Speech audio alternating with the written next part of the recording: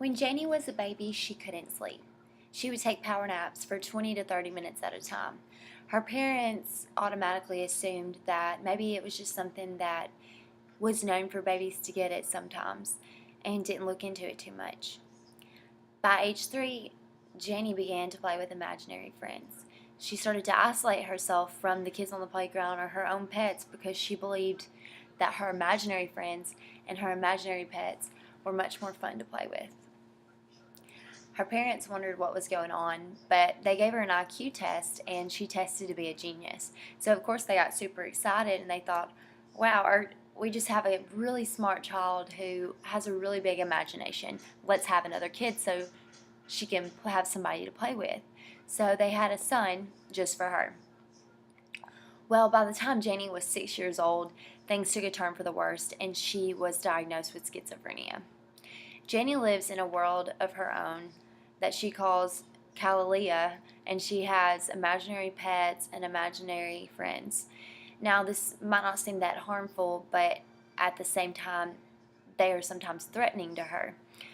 She has a friend named 24 Hours who is not always so nice to her.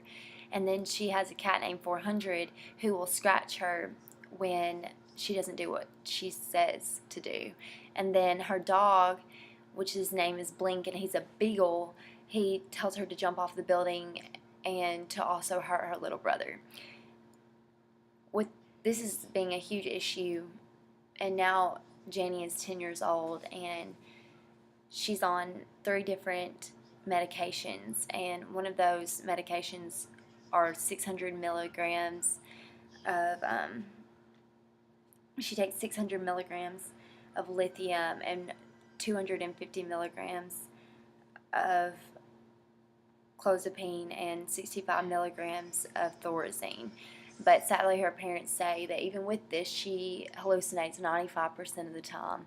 And if she didn't take her medicine, then she would be going crazy at all times. Her brother actually has been seen, and they're saying that he's developing schizophrenia as well. So it's something that definitely might have to do with their genes. Sadly, though, Janie is only 1 in 2 million Americans who have been diagnosed with schizophrenia.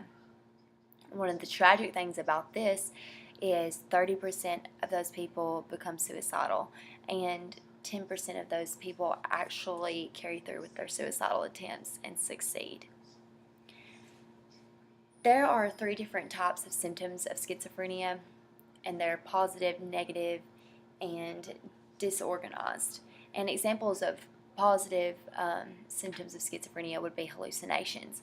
Like I was talking about earlier, Jenny, to her, she sees these things and she hears these things, and they are very real to her. So it would be just like, me sitting here and I'm like, oh, well, look at my cute little chihuahua. She has on a pink sweater and she's fun and playful. Don't you love her? And then people say, Katie, there's not a dog there. What are you talking about? I don't see a dog. And clearly there is one here and I see it. But for people with schizophrenia, they just eventually have to decipher from what's their schizophrenia and what's real life. And that can be very difficult for them. And another type of a positive symptom of schizophrenia would be delusions.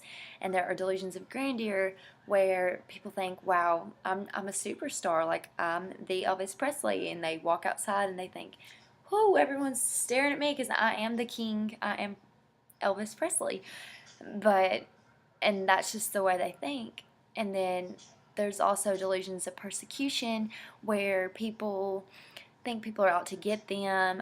I read one case of one man, and every time he turned on the TV or he turned on the radio, he'd be listening for special messages because he thought that people were sending him signals. Or they also think, people can read their own minds and figure out what they're thinking. Examples of negative symptoms would be people are becoming antisocial. They distance themselves, isolate themselves from their friends.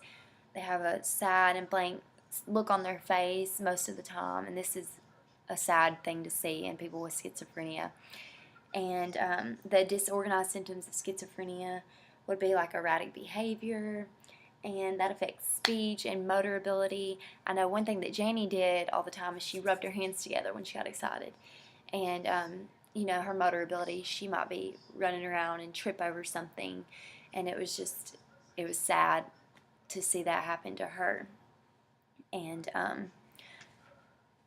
but there's different theories of schizophrenia, and there are biological theories where people assume, your genetics say people are predisposed to get schizophrenia, and it's something they inherit, and then there's environmental triggers and stressors that can begin their schizophrenia if they have it.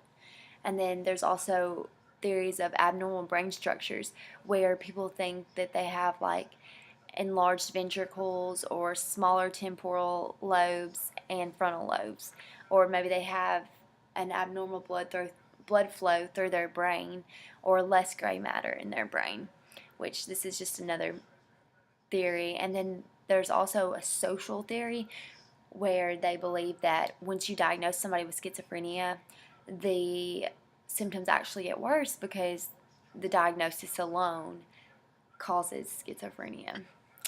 Treatments for schizophrenia would be, of course, the most popular are antipsychotics, which is medication, which I listed 3 that Janie was on.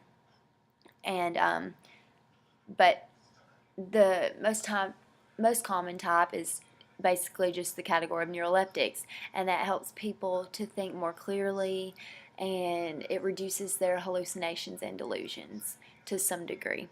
There's also a theory of something called psychosocial treatments, which has actually sadly shown not much progress, and they say that it can actually do more harm than good. The prevalence rates worldwide for schizophrenia, it's roughly equivalent for men and women, but for some reason women seem to get it more, but it's been said that they have a better outcome with schizophrenia than men do. And the prevalence rates for that is 0.2% to 1.5%. In the U.S., typically more African Americans are diagnosed with schizophrenia than Caucasians. And once symptoms of schizophrenia begin to develop, they say that they need to see it 1 to 2 years before they diagnose you and begin to treat you with schizophrenia. And from personal experience working with a mental health center in the summer, they didn't want to diagnose kids with schizophrenia typically because of their imagination, and sometimes it takes a while until they're adolescents before they really start to want to consider it. As far as genetics go, genes are responsible for making individuals vulnerable to getting schizophrenia. And if you're an individual and somebody in your family member has schizophrenia, you're most likely to develop some kind of psychological disorder in your lifetime. And one thing with schizophrenia is by the end, 1% of the world population is predicted to have schizophrenia. There are ways supposedly to treat or prevent schizophrenia, and that would be to, look at children who are likely to get schizophrenia and begin to treat it early on.